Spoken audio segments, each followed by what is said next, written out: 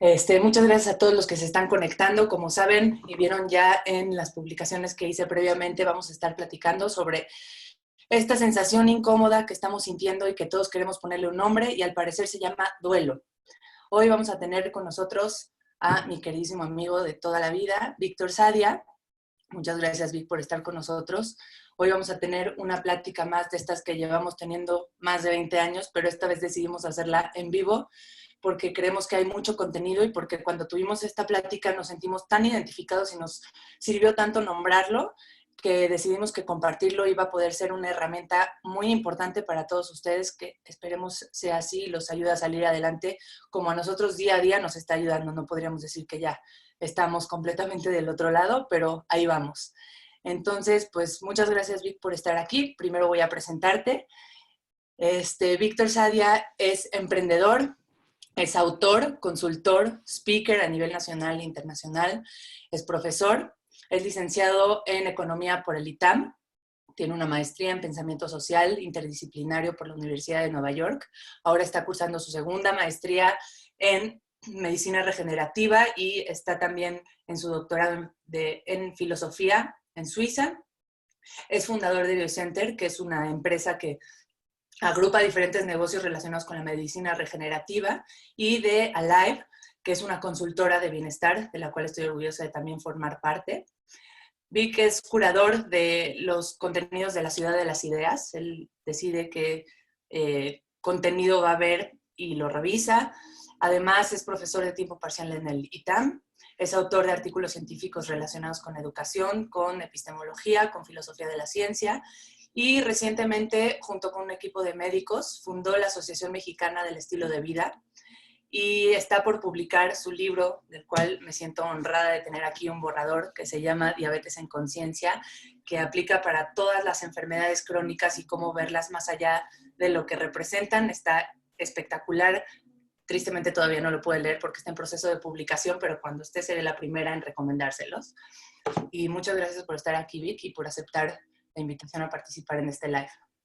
Hola, no, gracias a ti. Para mí es un privilegio compartir esto. Soy neófito en esto de las redes sociales, así es que ya me darás tú mi novatada aquí.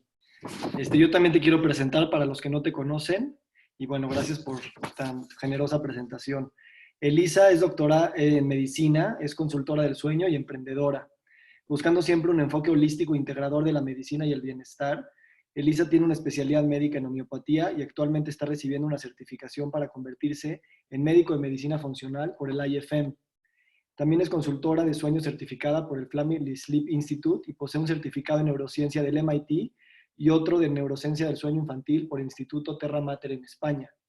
También tiene una maestría en estudios de historia. Es cofundadora y directora ejecutiva del Family Sleep Institute para América Latina y España y es cofundadora y directora ejecutiva del Family Sleep, y es una influencer comprometida para llevar temas de salud y bienestar a todos nosotros. Así es que el honor es mío estar contigo y bueno, pues vamos a darle. Muchas gracias, Vic. Entonces, pues vamos a presentar un poquito el tema de lo que vamos a hablar hoy. Básicamente, como lo mencionaba previamente, tenemos que empezar a nombrar las sensaciones que estamos sintiendo, que para todos son desconocidos, nadie ha vivido algo de esta dimensión en el mundo. Entonces, estamos empezando a nombrarlo, a reconocerlo y vamos a hablar básicamente de 4 cosas importantes. Uno, vamos a introducir el tema, platicando qué es lo que hemos perdido, por qué es que estamos sintiendo duelo por algo que básicamente todavía no perdemos materialmente, hasta ahora la mayoría de la gente. Número 2, el duelo anticipatorio, que es justamente esto, y las etapas del duelo, las 6 etapas ya reconocidas. Por último, ¿qué podemos hacer con todo esto? ¿Qué actitud podemos tomar o qué herramientas vamos a tratar de dar? Y pues básicamente es eso. Vic, ¿nos puedes ayudar un poco introduciendo el tema? ¿Qué es esto que estamos perdiendo? ¿Por qué le vamos a llamar duelo? ¿De dónde sale la idea? Perfecto. Bueno, pues la idea nace de esa sensación que tuve cuando me cayó un artículo de Harvard Business Review hace unos 2 semanas, que decía precisamente el título de esta plática, nosotros la tomamos de ahí, que dice esto que estás sintiendo se llama duelo y como que cayó un 20, ¿no? Claro, o sea, llevo sintiendo cosas raras y como que no le habíamos puesto esa etiqueta. Entonces, en ese momento, pues para darme terapia a mí mismo, pues me puse a leer esto, lo empezamos a platicar tú y yo, y realmente nos dimos cuenta que aplicar el modelo del duelo para entender la situación que estamos viviendo nos ayuda a cobrar sentido de muchas cosas para esto que es nuevo y que no tenemos las palabras para hacer. Entonces, lo que vamos a platicar hoy es un poquito eso que estamos investigando y leyendo desde la perspectiva sociológica, psicológica, filosófica, antropológica, y sobre todo la parte pragmática del día a día de lo que estamos viviendo como miembros de la sociedad y de la humanidad. Entonces, hoy en la mañana leí a Esther Perel, que es una psicóloga muy famosa, que hablaba de este modelo del duelo de una manera muy ad hoc, pero hay que hacerle algunos twitches al modelo tradicional para poder entender en dónde estamos, ¿no? Entonces, hoy vamos a tomar ese tema y podemos hablar de que estamos en esta crisis epidemiológica, pero también en esta crisis, de cierta manera, psicológica a nivel individual y colectivo, ¿no? Entonces, bueno, si quieres me aviento un poquito la introducción y ahorita ya me interrumpes cuando veas que ya me puse a hablar demasiado.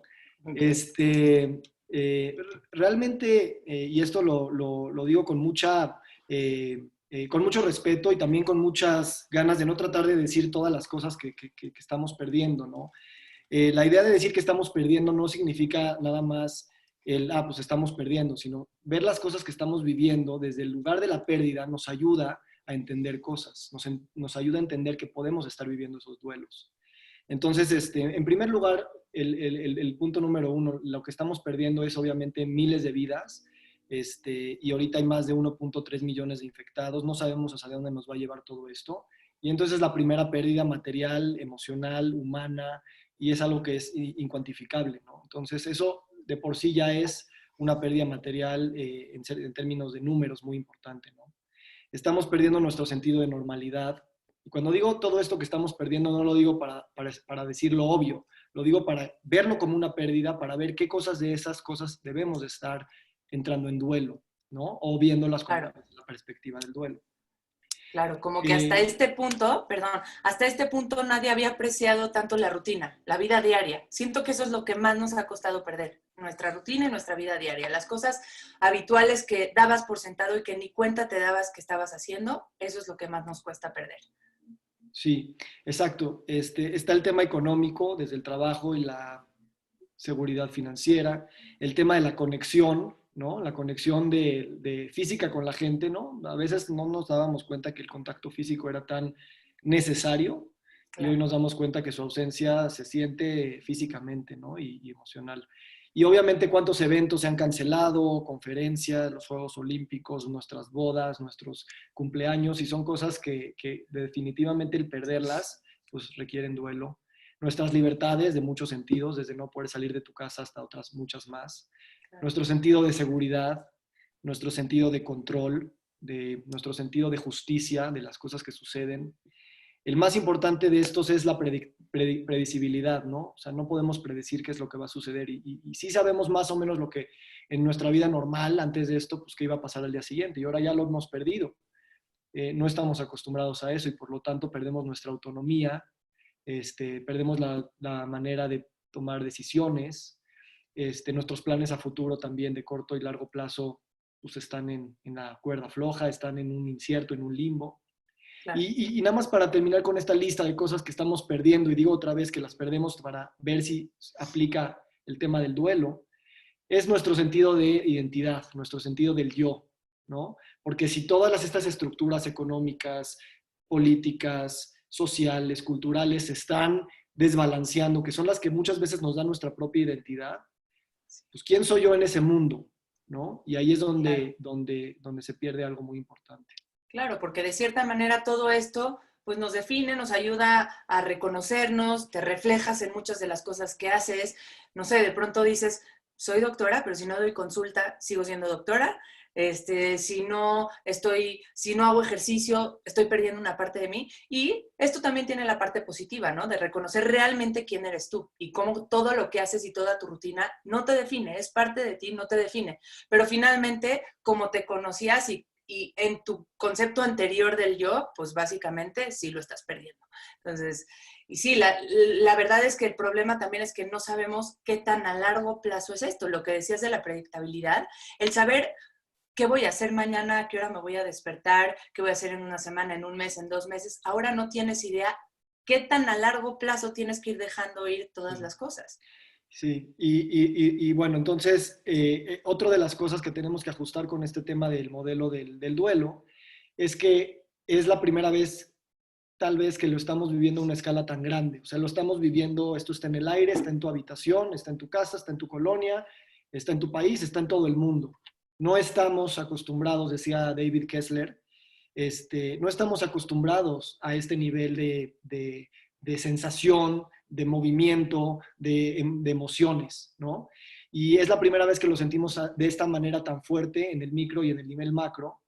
Y obviamente es lógico y completamente normal, y esto a mí me da mucho tranquilidad cuando no me encuentro a mí mismo, es, claro, o sea, estar así es la respuesta lógica a la situación que estamos viviendo.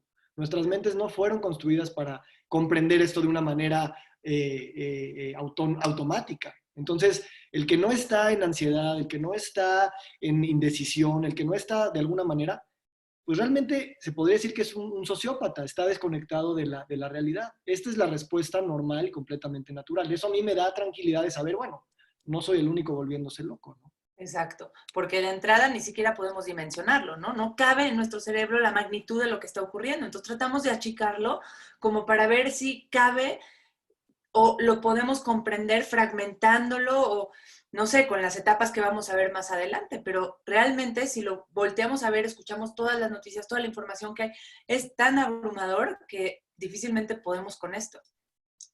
Esto se agrava con lo que vamos a hablar el día de hoy, que es el duelo anticipatorio, ¿no? El modelo del duelo normal te habla del duelo en general. Y en el modelo del duelo en general, el duelo se puede dar por cualquier cosa que estemos cambiando o perdiendo. No siempre son cosas malas. Se puede hablar de duelo cuando te divorcias, cuando te cambias de casa, ciertamente cuando pierdes a un ser querido. Pero también puedes tener duelo cuando te conviertes en papá o en mamá por primera vez. Estás dejando de ser quien eras por esta nueva situación y se puede vivir el duelo.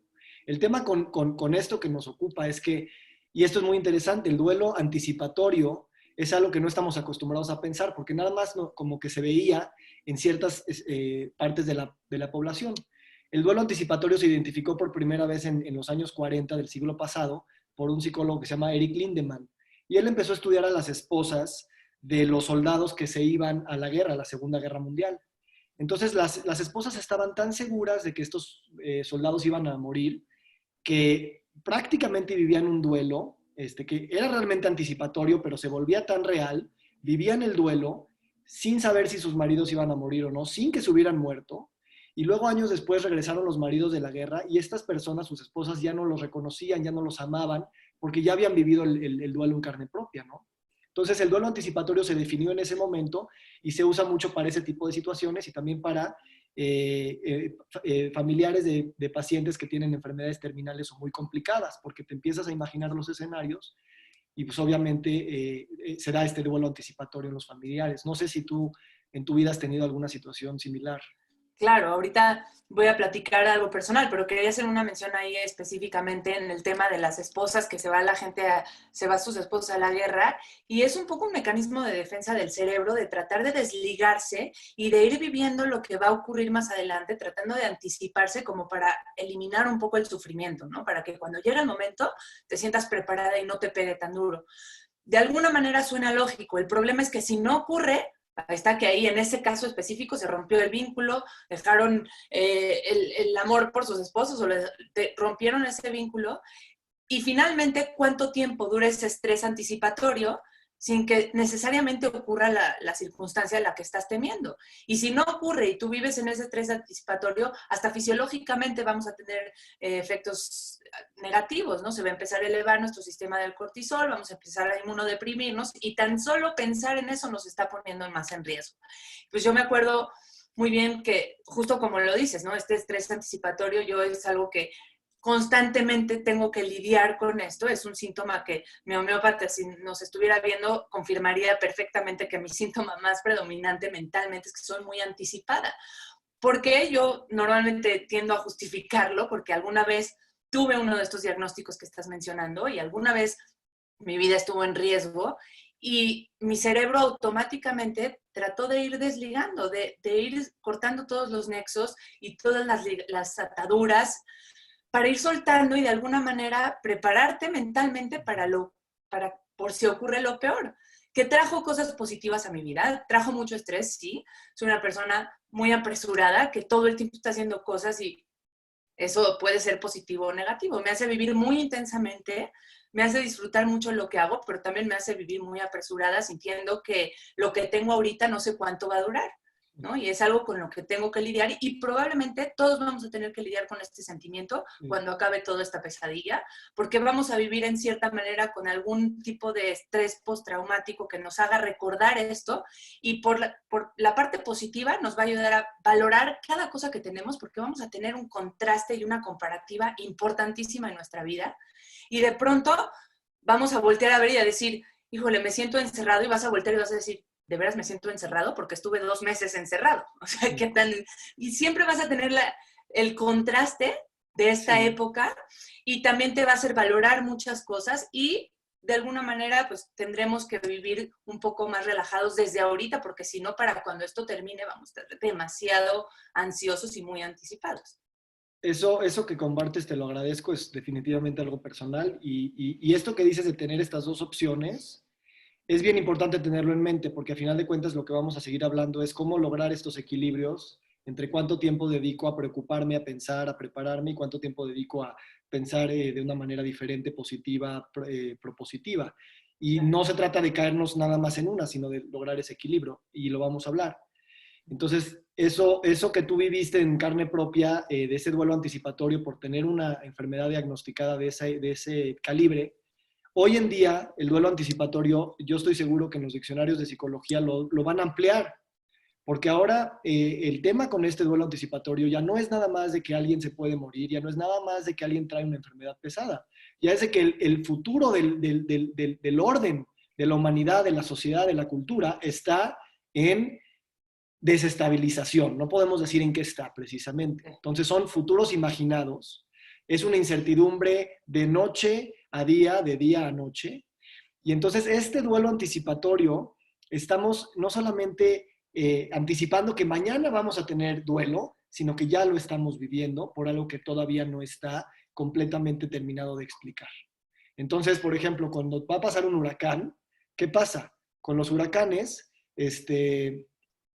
lo que sucede es que, pues ya sabes, van a pasar 3, 4 días, sabes que va a haber cierto daño material en ciertas ciudades y más o menos tu cabeza tiene una dimensión temporal y espacial de lo que va a suceder. Aquí no sabemos de tiempos, no sabemos de espacio, no sabemos de materialmente qué es lo que va a suceder. Entonces, esta definición de duelo anticipatorio aplica, pero la tenemos que crecer para un nivel de incertidumbre colectivo, masivo y completamente incierto, porque nunca ha sucedido en la historia. Y que además... la historia moderna, ¿no? Claro, claro, nadie ha vivido esto tal cual. Y que además esta incertidumbre, creo que lo que más nos conviene es aceptarla como lo que es, incierta, no tenemos idea. Porque si te compras la idea de que a lo mejor esto va a pasar en un mes, porque a mí me pasó, o sea, ya les digo que yo soy súper anticipada, entonces contacté a una amiga que vive en China y le dije, cuéntame, ¿qué está pasando? ¿En cuánto tiempo? Como para tratar de medir la dimensión de estas cosas y en cuánto tiempo vamos a empezar a tener vida normal.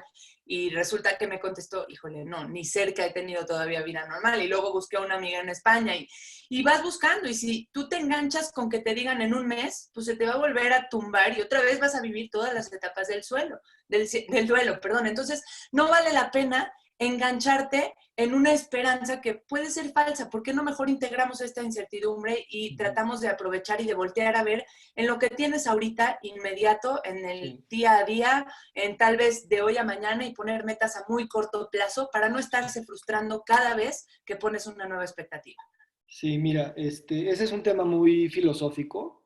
El ser humano no, el ser humano evolucionó porque pudo ser herramientas neurológicas para poder pensar el futuro, poderlo anticipar, ¿no? Desarrolló un neocórtex, que es el que nos dijo que mañana puede venir una sequía y entonces tal, ¿no? Y eso es, como dices, bendición y maldición al mismo tiempo. El tema es que ahorita no tenemos otra opción más que asimilar la incertidumbre, porque si bien tenemos todas estas estructuras, nuestra cultura, nuestro lenguaje, nuestra propia inercia de vida, todo eso que nos da un sentido de previsibilidad en nuestra vida, hoy lo estamos viendo. Ni nuestros padres, ni nuestros maestros, ni nuestros líderes religiosos, ni nuestros líderes políticos, nadie tiene la estructura para volvernos a llevarnos a certidumbre.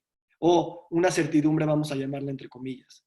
Entonces, hoy en día sí tenemos ahora sí es una necesidad de supervivencia inmediata, el sabernos adaptar, y eso es la otra parte muy padre de nuestra especie, que somos muy adaptables, en vivir una incertidumbre nunca antes vista, con una dimensión nunca antes vista tampoco. Y entonces esto, si bien asusta y todo, el ponerle palabras, el compartir esto en esta comunidad tan padre que tenemos aquí, no significa que ya vamos a traer la certidumbre después de esta llamada, pero estamos legitimizando el saber que no tenemos claridad, el saber que tomamos decisiones hoy en día que mañana nos podemos arrepentir. Un buen consejo hoy no puede ser que sea un mal consejo mañana, porque la información sigue fluyendo y sigue cambiando. Entonces, ese destino que no está claro y esa falta de finalidad de que no te dicen, ya para Navidad la vamos a tener librada, es temporal y espacialmente completamente nuevo para nosotros. Entonces, simplemente hablar de esto nos va a ayudar y, como dices, el enfocar en el presente siempre es bueno, cuando no nada más olvidemos que también tenemos que estar viendo hacia el futuro y equilibrar estos dos mundos, ¿no? Totalmente. Además, esta herramienta de la que estamos hablando no es nueva, no es algo que se acaba de hacer ahorita. Ha ayudado por muchos años a mucha gente a salir adelante, el tan solo identificar estas etapas del duelo. Y el duelo básicamente es voltear a ver hacia adentro, ¿no? O sea, tienes que ver, realmente hacer un análisis de lo que está pasando y tratar de recalibrar, medir en qué etapa estás, cuánto tiempo llevas en una etapa, para realmente detectar si es patológico o es normal. Uh-huh. Y que vale la pena decir que ahorita las definiciones de lo que es patológico y no patológico se empiezan a romper. Y entonces aquí es bien importante que nosotros también empecemos a escoger nuestras propias definiciones. Entonces, ahorita que hablemos de las etapas del duelo, pues cada quien podrá decir, yo estoy viviendo esa, o ya viví esa, mi hermana está viviendo aquella, y cada quien lo va a vivir de una manera diferente porque realmente se permite definir nuestras propias etapas, nuestros propios procesos. Mientras le pongamos atención, es lo mejor que podemos hacer. No estamos tratando de crear una ciencia nueva ni de etiquetar a todos de la misma manera. Perfecto. Muy bien. ¿Alguna otra señal de que estoy experimentando duelo? Sí, antes de pasar a los pasos que muchos de nosotros conocemos, pero vale la pena poner ejemplos de la vida cotidiana de los últimos meses para identificarlas. Señales de que estamos así es, por ejemplo, estar en hipervigilancia, ¿no? Estar sintiendo que tienes que estar viendo las noticias todo el tiempo, tus redes sociales, o por ejemplo, alguien estornuda y estás paranoico, ¿no?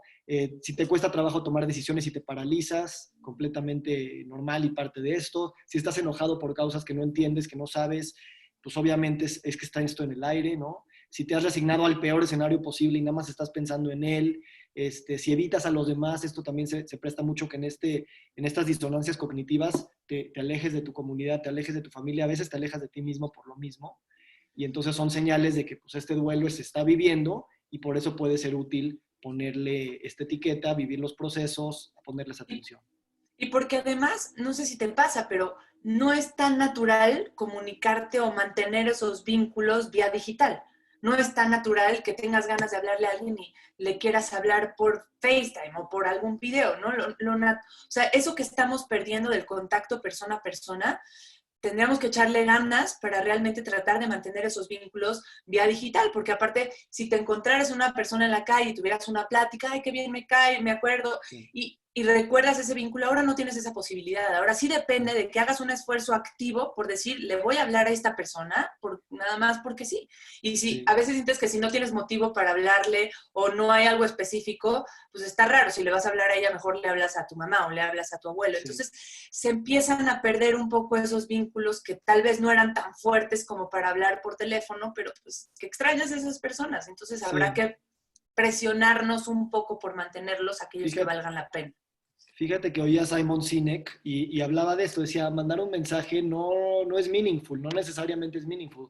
Checar cómo amaneció alguien no es necesariamente lo mejor. Dice, levanta el teléfono y ponte a hablar desde otro lugar porque te tienes que conectar desde otra forma con tu gente, ¿no? Entonces, cuando tú dices echarle ganas, realmente de eso se trata. Y por otro lado, cuando ahorita vamos a hablar del duelo y al final hablemos de las cosas que podemos hacer, también son cosas no intuitivas, también son cosas que no hacemos todos los días. Y ahorita los expertos nos piden que tomemos esfuerzos adicionales porque estas herramientas están probadas. El tema es que incorporarlas a nuestros hábitos o a nuestra personalidad o nuestra idea del yo no es así natural. Y aquí es donde la práctica y el reforzarnos entre todos que esto sirve, pues obviamente hace que poco a poco vamos avanzando juntos. Claro. Muy bien. ¿Algo más sobre la parte de los signos? Nos vamos a las etapas, ¿cómo ves? Venga. Venga. Entonces, bueno, vamos a hablar directamente de cuáles son las etapas del duelo. Básicamente son originalmente 5, acuñadas por Elizabeth Kubler-Ross, que son, primero, hablando de negación, enojo, ira o, perdón, negociación, enojo o ira. Ok. Antes de hablar, me faltó un punto importante que quería mencionar antes de las etapas, que básicamente es, quería mencionar, necesitamos aceptar el sentir. Eso que estoy sintiendo, eso que estoy teniendo por dentro, primero lo tengo que aceptar, sea cual sea, se llame negación, se llame ira, como se llame, tengo que primero aceptarlo, sin juzgarlo. Tengo que tratar de dejar mi mente crítica a un lado y dejar de recriminarme o reclamarme aquello que esté sintiendo y permitirlo sentir. Ahora, otra cosa es que no importa cómo lo estés sintiendo o cuál sea la causa de ese sentimiento, tengo que permitirlo sin compararlo con alguien más, porque a lo mejor yo estoy sintiendo ira y la otra persona está sintiendo ira y la mía está justificada porque me estoy perdiendo la boda de mi mejor amigo y el otro está sintiendo ira porque perdió a su mamá. Y sí, a lo mejor es más grave que perdió a su mamá, pero finalmente lo que estoy sintiendo es real y no hay comparativa, no es una competencia y hay que aceptarlo como es. Entonces, otra cosa es que estas etapas no son lineales, no es una detrás de la otra. Podemos estar brincando de una a otra y puede que cada duelo, porque son diferentes duelos, son muchos, nos detone más una etapa que la otra. Está bien, es un fenómeno complejo, no esperaría que salgas de una y no regreses jamás, y saber que cada persona está en una etapa diferente. Entonces, las etapas de Kubler-Ross son negación, enojo o ira, negociación, aceptación, primero tristeza, aceptación y significado. Entonces, negación, enojo, negociación, tristeza, aceptación y encontrar un significado, que esta última fue la que ya hizo David Kessler, que la agregó y que me parece increíble porque ya habla de un grado de trascendencia mayor. Y pues bueno, ya cuando llegamos, las primeras dos, ahorita vamos a hablar de algunos ejemplos. La primera que es negación, que pues básicamente todos empezamos ahí, ahorita hasta les va a dar risa porque todos se van a acordar cuando empezó la pandemia, ¿qué decías al respecto, no? No pasó, esto no es tan grave, lo están inventando, pero bueno, ahorita que entremos a los ejemplos, hasta igual y se identifican, pero ya a partir de la tercera, que es la negociación o el regateo mexicano, ya es cuando te empieza a caer el 20, cuando es un punto de inflexión importante porque pasas a que empiezas a entender lo que está ocurriendo, te empieza a caer el 20 para que a la siguiente, que ya es la tristeza absoluta, te cae el 20 completo, ¿no? Y ahí sí lloras lo que tienes que llorar, y si lo estás haciendo bien, probablemente vas a pasar después a la aceptación y al nuevo significado. Ahora vamos a platicar de algunos ejemplos que pudiéramos tener y detallar cada una de estas etapas para ver en cuál estás hoy, porque dijimos que mañana quién sabe, en el siguiente duelo quién sabe, en la siguiente pérdida o conforme vaya avanzando esto, pues no sabemos. Pero lo importante es saber que si reconocemos las etapas y las logro identificar, muy probablemente van a fluir de una manera más smooth, más fácil. Y como te decía que escuché ayer a decir una frase que me gusta, que es "The only way out is through", que es la única manera de salir es pasar a través de estas, que hoy tú me decías, o "The only way out is in", ¿no? Que es voltear a ver hacia adentro y clavarte y ver qué está ocurriendo. Entonces, pues bueno, la primera, que es negación, que es cuando recién empezó y que todavía muchos siguen en la parte de incredulidad o de resistencia a los hechos, de decir, esto no está ocurriendo, no en mi país, yo no conozco a nadie, ya oí mucho de esto, yo no conozco a nadie que se haya infectado. Está raro que haya tantos casos y yo no conozco a nadie. Bueno, yo sí conozco a alguien, se los digo, y mucha gente que conozco conoce a alguien. Entonces, sí, sí está pasando. No, ¿quién no cayó en la etapa de la teoría de la conspiración? Esto debe de ser una guerra económica entre un país y el otro país, y lo inventaron los chinos, y seguramente esto a mi ciudad no va a llegar, ¿no? Que pues al parecer de pronto a nuestro presidente le costó trabajo entender que sí, sí está llegando al país y pues sí nos va a afectar, ¿no? Entonces, eh, la gente además la empezaba a saber con conductas de negación, seguía yendo a fiestas, seguía saliendo, seguía reuniéndose, argumentando que, pues, ¿no? Que ellos no habían visto nada y que probablemente no era tan serio como lo que estaban hablando.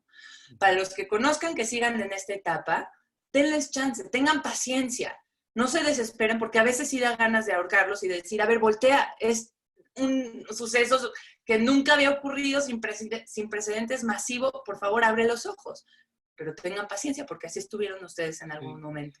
Ahí yo nada más agregaría que a veces la negación aquí en nuestro país se ve como un tema de, es que no hay que ser exagerados, ¿no?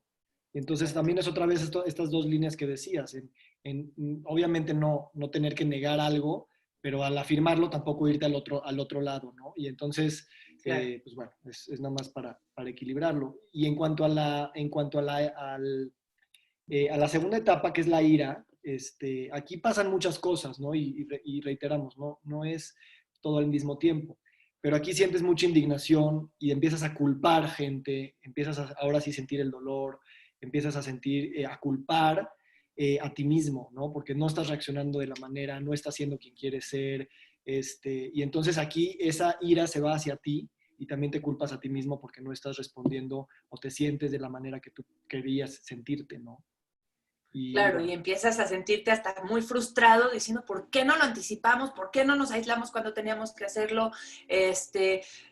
La pérdida económica va a ser enorme, o sea, pero con un enojo que trae consigo además mucha frustración, me parece, porque sí, te das cuenta que no puedes hacer mucho, no hacia afuera, ¿no? Por lo menos. sí. La tercera etapa es muy importante, si me permites la comparto rápido. Uh -huh. Es esta etapa de negociación en la que es un punto de inflexión entre el estado de negación y de ira hacia un estado de mayor aceptación. Entonces, este es el punto de inflexión importante en el que, te digo, siempre podemos estar entrando y saliendo, pero es cuando empiezas a pensar tus propios regateos, ¿no? Decir, bueno, esto es doloroso, pero va a ser para algo mejor, o es un cierre temporal del trabajo, pero pues va a salvar muchas vidas, o esto durará poco y todo volverá a la normalidad. Es ese tipo de palabras que nos sirven mucho para empezar a entrar en aceptar, que es una de las metas de este proceso de duelo, que es el paso número 5. Digamos que, pues bueno, ya nada más hablando un poco de la negociación, de los ejemplos de la negociación, pues la típica, ok, me aíslo, me quedo guardado en mi casa, pero que acabe rápido, ¿no? O si me aíslo, no me toca, no me va a pasar, que pues podría llegar a ocurrir, o sea, y tratando de separar y alejarte más de lo que pudiera ocurrir mientras tú te guardes, ¿no? Como aceptación o como ya la parte, bueno, la parte de depresión, pues llorar. Estábamos hablando más temprano que qué importante es soltarlo, llorar hasta fisiológicamente por liberar endorfinas que te hagan sentir un poco mejor y porque empecemos a normalizar el llanto en esta época, ¿no? Porque si yo me trato de esconder para llorar y que mis hijos no me vean, mis hijos se van a sentir completamente extraños y lloran porque no van a sentirse justificados. ¿Qué tal que mejor lloro, me ve y le explico?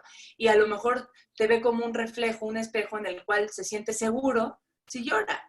Y, Claro. y, y sí, platica lo que me habías dicho del llorar, ¿te acuerdas? Ah, sí, pues a mí me sirvió mucho porque yo no, o sea, mi esposa empezó a ver todo el tema de redes sociales desde mucho tiempo antes de la que yo me metí. Digo, estamos hablando hace, no sé, 6 semanas tal vez. Y empezó a ver lo que empezaba a suceder en Italia y empezaba a ver los videos que posteaba la gente y Michelle lloraba y como que decía, o sea, yo no entendía, no me había metido de lleno, ¿no? O sea, a lo mejor seguía todavía en mi etapa de negación o quién sabe. Y bueno, pues una noche también hace 2, 3 semanas, pues ya, como que eran tantas cosas y me sirvió. Y ahorita que lo veo hacia atrás, me sirvió mucho porque no es de que me dio mayor claridad, pero empecé a decir, bueno, está sucediendo y esa dicotomía entre está sucediendo y no lo quiero aceptar, que es precisamente las etapas del duelo, son las que nos hacen Sí. sentirnos de una manera apretada. Entonces, definitivamente en ese momento creo que fue mi primer episodio de aceptación. Vino con el llanto y definitivamente pues me abrió muchas cosas. Y nosotros que nos dedicamos a hablar de temas de superación personal, de crecimiento, de todas estas cosas de pensamiento positivo y filosofía de la felicidad y cosas así, realmente el punto del poder se encuentra en la aceptación, ¿no? Porque Claro. y esto es para otra conversación, pero realmente gran parte del infortunio humano, de la tristeza y de las cosas malas en la humanidad, sin querer reducir, es que no aceptamos las cosas. Tenemos una expectativa, esta es la realidad, y pues como no están juntas, pues estamos descontentos, ¿no? Entonces, aceptar, y pueden haber muchos ejercicios para hacerlo, es un punto bien valioso, bien poderoso, y a final de cuentas es el que te empodera para poder ver hacia adelante. Claro, es el que te ayuda a vislumbrar el final y a ver qué vas a hacer con esto que está ocurriendo ahorita, cómo le vas a sacar ventaja. Y la última etapa, que es un poco una unión, una continuación de esta, que es el significado, que es cuando ya logras verte un poco optimista y en estas condiciones, en estas circunstancias, ¿qué es lo que vas a hacer? Es también algo que me encanta, que es tratar de empezar a sentir compasión, no nada más compasión por los demás, compasión por ti mismo, empatía, tratar de reflejarte en otras personas, el cómo, no sé, de pronto a la gente que nos está escuchando ya le ha pasado, que volteas a ver Italia y automáticamente se te encoge el corazón y dices, espero que ya estén mejor y empiezas a tener sentimientos de empatía, lo cual imagínate qué padre que esto empiece a pasar a nivel colectivo y todo el mundo, qué vibra tan increíble y cómo vamos a empezar a todos tener una sensación de unión a pesar de estar tan lejos. Entonces esa empatía es importantísimo, esta sensación de que empieza a salir gente con ideas de ayudar, de iniciativas para hacer canastas básicas, para apoyar a los meseros, para ayudar a los negocios que están mal.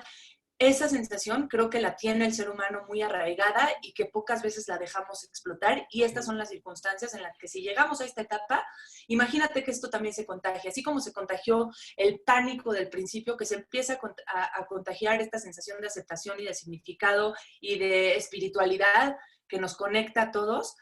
Eso sí nos va a hacer trascender como humanidad. Esto sí va a hacer que volteemos a ver y que el día de mañana, en 6 meses, estemos diciendo qué increíble que ahora tenemos mucho más sensación de conexión unos con otros y que se generaron vínculos con gente que ni siquiera conoces. Sí, a mí este es el punto que más me conmueve, realmente se me conmueve mucho porque si bien esto lo dicen todos, recientemente lo dice Harari, ¿no? Mucho en Sapiens y todo eso, es decir, nosotros somos criaturas que forman significado y esto abarca muchos niveles y realmente cuando David Kessler le pidió a la familia de Elizabeth Kubler-Ross porque se le ocurrió, lo habló con ella cuando estaba en vida, pero él se le ocurrió poner una sexta etapa, decía, después de la aceptación está muy padre y de verdad es un proceso completo de duelo, pero me falta algo de significado. Y entonces, ahorita que legitimizamos esto como una etapa del duelo, realmente podemos hablar de trascendencia y podemos hablar de espiritualidad desde otro lugar, que realmente yo creo que aquí los significados y las historias que nos podemos contar una vez que colectiva e individualmente vivamos estas etapas, vamos a podernos contar historias bellas estando dentro de la crisis, no nada más cuando la superemos, porque la vamos a superar. Claro. Pero estando dentro de las crisis nos va a permitir contarnos estas nuevas historias de empoderamiento, de comunidad, de optimismo y sobre todo de que sí tenemos muchas cosas que podemos hacer si tan solo empezamos en escoger la persona que queremos ser durante este momento, ¿no? Y entonces Exacto, ojalá. ese es algo muy hermoso para reflexionar y meditar. Ojalá pasemos por todas estas etapas durante la crisis y no después, para que podamos tomarle significado en este momento y guardarlo como un buen recuerdo y no como un evento traumático el día de mañana, ¿no? Finalmente todavía hay mucho que agradecer, todavía podemos aceptar y agradecer y sentirnos bendecidos por tener comida suficiente, por estar en nuestra casa, porque a pesar de estar en una situación que se podría asemejar a una guerra mundial, finalmente no. estamos bien todavía en nuestras casas, no nos falta nada, tenemos la capacidad de comunicarnos, de aprender cosas nuevas, todavía hay algo que voltear a ver y sentirse agradecido.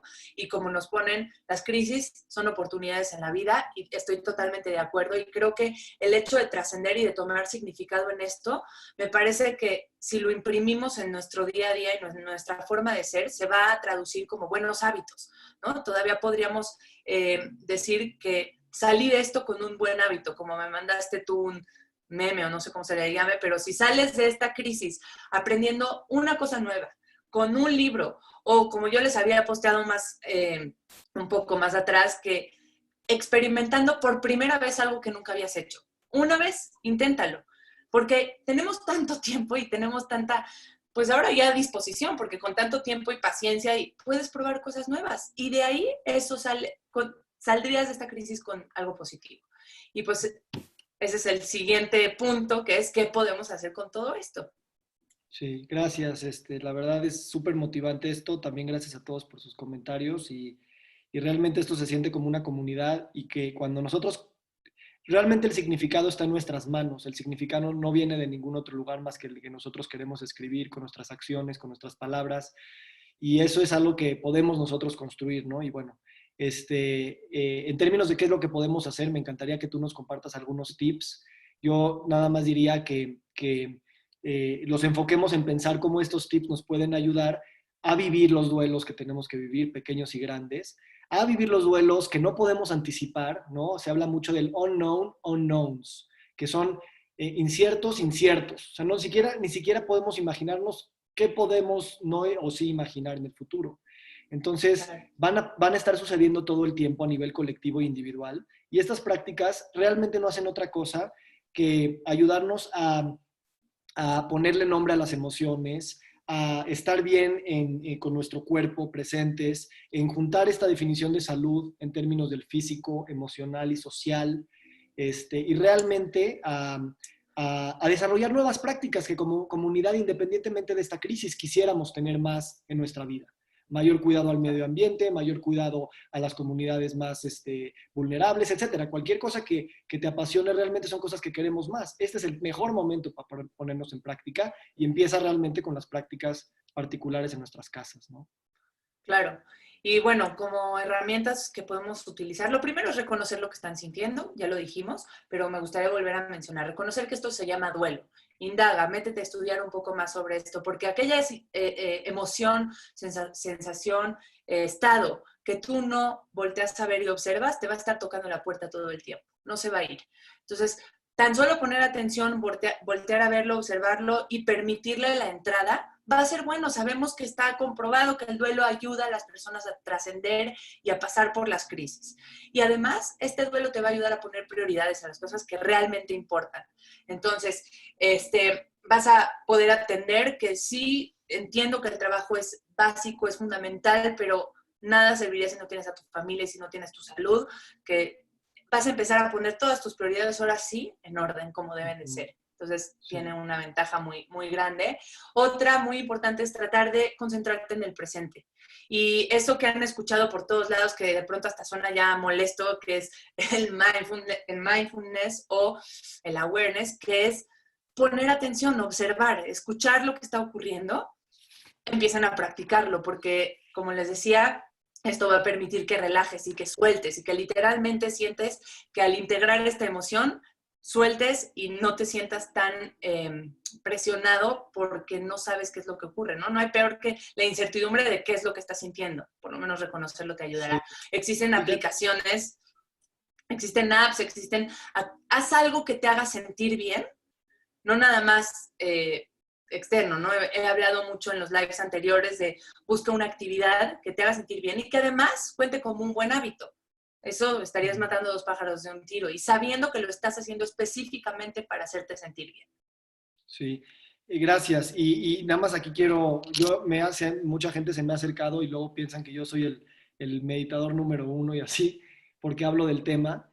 Pero realmente lo que hemos visto es que tenemos muchos paradigmas en contra de estas prácticas, ¿no? Que a lo mejor no están relacionadas a nuestra costumbre o nuestra religión, o simplemente es, yo no puedo sentarme 10 minutos con los ojos cerrados y respirar y blanquear mi cabeza, ¿no?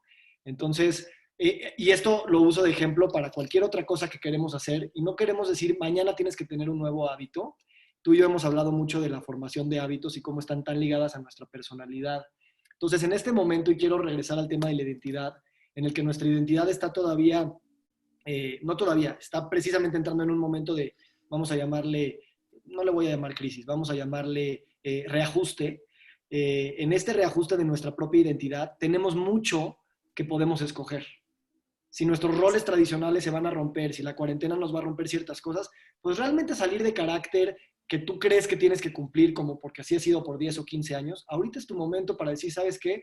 Siempre he querido bailar, me voy a poner a bailar, ¿no? Exacto. O simplemente explorar esas cosas que tú dices que me hagan sentir bien. Entonces, Claro. lo que hablamos mucho en el libro es ¿quién es la persona que quiero ser?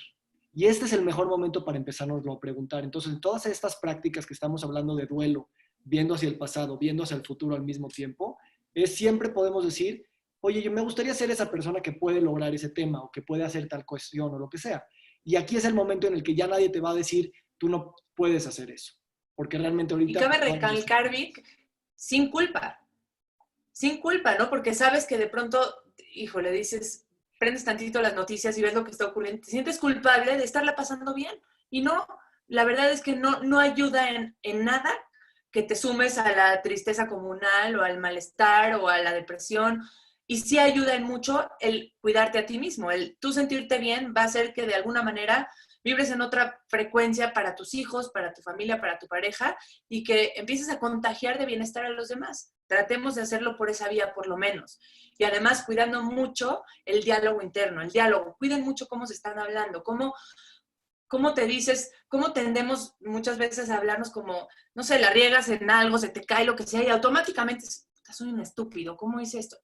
Y cuida, justo en estos momentos, cuida mucho cómo te estás hablando, porque es muy poderoso el diálogo interno y porque tenemos que tener de alguna manera cierta compasión interna y además al cerebro le gustan las indicaciones directas, las indicaciones positivas. Como habíamos dicho, el no en el cerebro no existe. Entonces, no hagas eso, el que tú te digas es que no hagas eso, automáticamente ni siquiera va a poner atención en aquello que sí hiciste y no le estás dando una instrucción clara. Entonces, si estás tratando de generar y de buscar hacer un nuevo hábito, busca cómo te quieres hablar y cómo te quieres motivar, porque esa se va a convertir en tu voz interna, ¿no? Alguna vez oí en algún lugar que decía, trátate a ti mismo como tratarías a tu mejor amigo.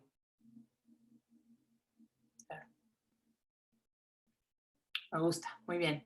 Y pues bueno, también paciencia, porque no el día que decides cambiarte el diálogo interno vas a empezar a hablarte con florecitas y con sí, y no es tan fácil, es algo que también requiere práctica como cualquier hábito que vas a hacer. Y como cualquier hábito, lo primero, o sea, entiendo que tienes que repetirlo hasta que se haga automático, finalmente hasta que no tengas que cuidar mucho los detalles, pero lo primero que necesitas es motivación, es querer cambiarlo, es tratar Otra cosa de poner el que, foco. Uh-huh. perdón, es que como quedan 10 minutos, nada más quería decirte Sí, muy para bien. que lo tengamos en mente. Otra cosa que a mí me sirve mucho y tengo una relación de amor-odio con mi diario, pero realmente me da mucho cuando me siento a escribir y esa es otra de las cosas que no estamos acostumbrados a hacer, pero todos lo Claro. tenemos accesible. Entonces, de escribir de los qué sentimos, esto tú lo sabes muy bien, está comprobado que escribir sobre lo que sentimos te ayuda a tu salud física y mental, Claro, comprobadísimo en muchos estudios clínicos. claro. Y ahorita es buen momento. ¿Cuáles son las cosas que estoy viviendo duelo? ¿Cuáles son las cosas que he perdido? ¿Cuáles son las cosas que temo perder? También es un diario no solamente de todas esas cosas, sino qué puedo agradecer, qué puedo apreciar, ¿no? Claro, Y hoy en la mañana claro. oía en la mañana bien bonito a Elizabeth Gilbert en un podcast que decía, ¿y si nos acercamos a esta situación con curiosidad, si exploramos nuestras emociones y nuestros pensamientos con curiosidad en vez de con juicio, realmente nos damos cuenta de muchas cosas que nos empoderan en vez de que nos tiran para abajo? Claro. Estoy de acuerdo, creo que tan solo escribir no tiene que tener una forma específica de querido diario, como quieras, como te salga, tan solo sacarlo está comprobado científicamente que ayuda, que promueve la actividad del sistema parasimpático, que te va a ayudar desde una mejor digestión hasta un mejor sueño, porque vacías mentalmente aquello que te estás echando y lo materializas y lo dejas ir de una mejor manera. Lo nombras y es lo que decíamos del lenguaje. O sea, el lenguaje es muy poderoso porque el lenguaje nos permite cobrar una distancia con lo que sentimos y entonces no nos identificamos al 100% y lo podemos ver como algo que está aquí para enseñarnos y no algo que somos. Y entonces lo podemos cambiar o lo podemos evolucionar, ¿no? Perfecto. Sí, exacto. Y pues bueno, también repensar cuál es nuestra relación con la relación que queremos tener con el dinero, con el concepto de abundancia que se está redefiniendo por completo. Ahora ya sabemos realmente cuál es la abundancia. Me hubiera gustado que sea de otra manera y no tan brusco y tan drástico, pero así llegó, así nos está enseñando el mundo en que tenemos que cuidarlo de una mejor manera y poner más atención a cómo hacemos nuestros consumos y cómo Sí. nos relacionamos con el medio ambiente y demás. Quisiera decir un comentario ahí y ya no me quiero ir muy a lo filosófico, pero muchos de los miedos inmediatos que tenemos, independientemente de que el dinero es indispensable para nuestra supervivencia material, tenemos una relación con el dinero que ahorita es un gran momento para podernos a enfrentar esos traumas, esos hábitos, esos paradigmas e ideas que tenemos al respecto del dinero, porque realmente tenemos una relación con el dinero que muchas veces no es muy sana. Tengas mucho, tengas poco, estás sufriendo por estos temas, no solamente ahorita, sino desde siempre. Entonces, esta crisis viene a profundizar todos esos traumas que tenemos con el dinero socialmente y individualmente. Y es un gran momento para decir, durante esta crisis, ¿cómo me voy a relacionar con el dinero? Claro que hay que planear y todas las cosas importantes y ser muy juiciosos con el dinero. Pero me estoy refiriendo a cómo quiero sentirme al respecto de recibir y de dar dinero. Y eso es algo que a nivel mundial se va a reprogramar porque pues van a caer muchísimos mercados, van a caer muchísimas cosas y realmente necesitamos encontrar un significado que no sea tan poderoso como lo que le hemos dado el dinero en nuestras vidas.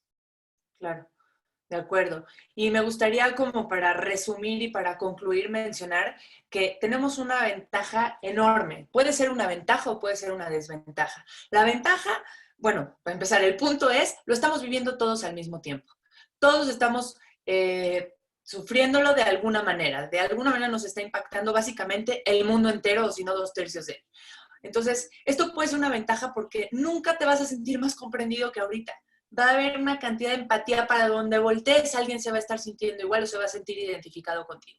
Entonces, eso es una ventaja muy grande y pudiera ser una desventaja porque no podemos caer todos en la misma etapa al mismo tiempo. No sería sano que todos nos sintamos tristes o en depresión o en la tristeza característica de estas etapas, porque alguien tiene que sacar al prójimo. Entonces, si tú un día te sientes con suficiente motivación y estás encontrando el significado a algo de esto, a lo mejor voltea y ve quién está en la etapa de la tristeza y trata de sacarlo de ahí, porque un día vas a necesitar que alguien te saque. Entonces no se vale que el mismo grupo de amigos se contagie de tristeza o en la misma familia, todos al mismo tiempo. Tratemos de reconocer quién está más motivado para sacar al otro y así uno al otro para que podamos ir saliendo y fluyendo en estas etapas hasta que todos trascendemos juntos. Me encanta. No, no hay mejor manera para cerrar esto. Mi último comentario, y no sé si hay tiempo para preguntas de la gente. Y ya vi varios comentarios que vamos a responder después para que les podamos dar más referencias. De hecho, la tabla de las etapas la trabajamos muy padre, Elise y yo, y se las vamos a compartir. Sí. Mi pensamiento final, si me permites nada más, es mi fórmula mágica que la descubrí hace poco, me ha ayudado con muchas crisis en mi vida, es el tema del agradecimiento, ¿no? Para mí esa es la base de todo y en vez de decir por qué el agradecimiento es bueno, pues aprovecho para agradecer y agradezco este gran momento. Es un momento en el que muchos huracanes están sucediendo y de repente dices, bueno, aquí hay comunidad, aquí hay amor, aquí hay esperanza, aquí hay vida, aquí hay sabiduría y aquí hay muchas cosas muy hermosas. Entonces agradezco este preciso momento y todas las posibilidades que vamos a poder sacar de aquí juntos. Igualmente, Vic, porque creo que haber tenido esta conversación nos ayuda a todos a tener un poco más de claridad en este tiempo tan tormentoso. Y por último, quería mencionar que, número uno, este live se va a quedar grabado por lo menos 24 horas en Instagram y estamos grabándolo también a través de Zoom y voy a tratar de ponerlo también en Facebook para que se quede todo el tiempo disponible. Y en el último post, en el post en donde promocionamos este live, vamos a poner, porque vi en los comentarios que quieren ver el podcast de Gilbert, quieren ver les vamos a pasar también el video de Peer, que está buenísimo, y todos los links de interés, los artículos en los que nos basamos, los vamos a poner ahí, y vamos a poner la tabla de la escala de, la, de las etapas, perdón, del duelo, para que puedan compartirlo y puedan revisarlo, todo lo que necesiten, toda la parte bibliográfica va a estar ahí. Buenísimo. Sale, Vic, ¿Quieres pues tomar preguntas en lo que gracias. cancelan o ya? Pues sí, si quieres, a ver, vamos a ver si hay alguna pregunta. Hay muchos comentarios. Muchas gracias a todos de verdad por haberse conectado y por los comentarios que, aunque no lo crean, yo los iba viendo todos y estoy totalmente de acuerdo con la gran mayoría de ellos. Espero que hayamos podido hacerlos sentir identificados. Pensé que Preguntan los qué comentarios libro es el que te iban a distraer. No, bueno, sí. No, justo ahorita, no, es que pensé que los comentarios me iban a distraer, pero me llenaron el corazón y me hacían sonreír todo el tiempo. Está Gracias. padre, yo también, se sentía muy padre ver cómo la gente lo estaba Sí. tomando también. Por ahí te preguntan qué El libro es el que libro, mencionan. sí, el libro se los podemos compartir y ahorita estoy trabajando en un nuevo libro que es precisamente el tema del dinero y de la abundancia. Y la verdad no lo estaba escribiendo en relación a este tema, pero pues ahorita se ha presentado así y es una oportunidad muy padre. Ya les estaré Perfecto. compartiendo ¿Y todo. por qué no nos platicas nada más rapidísimo que se dedica a live? Porque creo que tiene un poco que ver y que cuando pase esta Sí, crisis podría ayudar a mucha gente. sí, claro, gracias. En Alive tenemos 4 divisiones. Una es de Corporate Wellness, donde trabajamos con empresas a nivel personal en temas de bienestar. Tenemos la división de Health Design, donde ayudamos a instituciones de salud reprogramar muchas cosas o rediseñarse para entrar a los nuevos paradigmas de salud que están cambiando para enfrentar las enfermedades crónicas que más nos aquejan. Está la división de transformación, donde damos pláticas, conferencias, talleres y workshops relacionados a las 8 esferas del bienestar.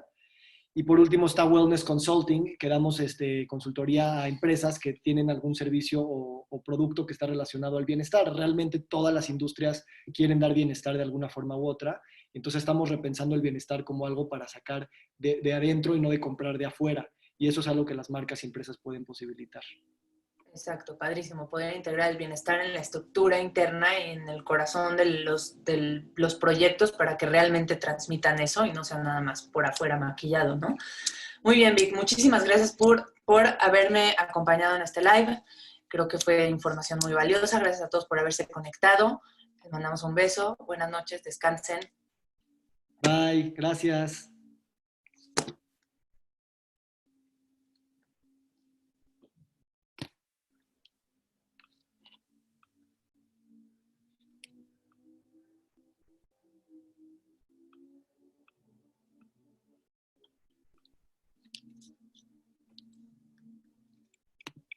Ay, no puedo abrirlo, Vic.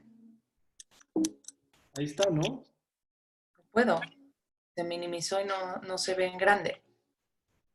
Tiene que haber como una foto, un video mío. Está como trabado. Ah, ahí está, ahí está.